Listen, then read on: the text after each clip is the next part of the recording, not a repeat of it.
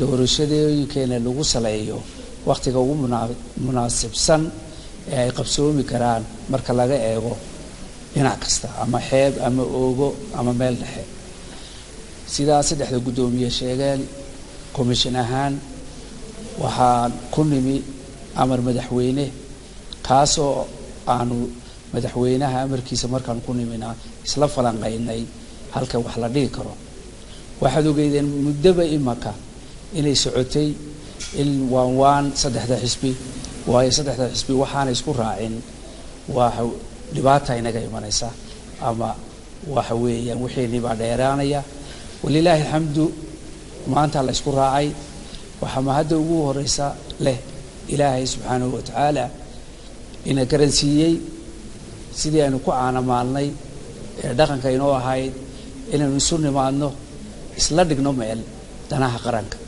waayo mid gaar loo leeyahay ama hay'ad gaar u leedahay ma aha waa dana qaranka ka dhaxeeya tii ilaahay baan ugu mahadnaqaynaa marka labaad madaxweynaha jamhuuriyadda oo run ahaantii hawl adag ka galay oo isu soo dhaweynta wadaweydino dhowr goor la yimi shira la qabtay dadkoo dhani maxay ay jeclaayeen in go'aan meel la dhigo intaan waqtigu inaga gaadhin anagu commission ahaan talaan ku lahayn taladeedii waan soo jeedinay walilaahi xamdi waxaananu ahayn way arintu waxay ka dhaxaysay saddexda gudoomiye xisbi iyo dawladda anagu goobjoog ahaan ayaan maanta u joognay inaan goobjoog ka noqono in wax la isla gaadho oo la go'aamiyo waan ugu mahadnaqaynaa saddexda gudoomiye go'aanka isla qaateen iyagoo faraxsan iyagoo ku kalsoon in doorashadii madaxweynaha iyo madaxweyne ku-xigeenku inoo dhacdo 10 Oktoobar 2017 maalin salaasa ah aynu midaynana kharashaad badan baa inaga baxee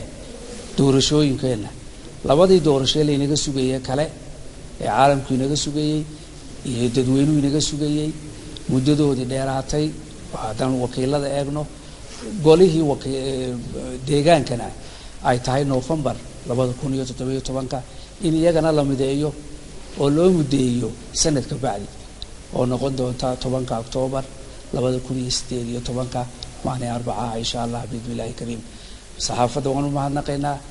madaxweynaha iyo madaxweyne ku-xigeenka wasiirka madaxtooyada hawl culus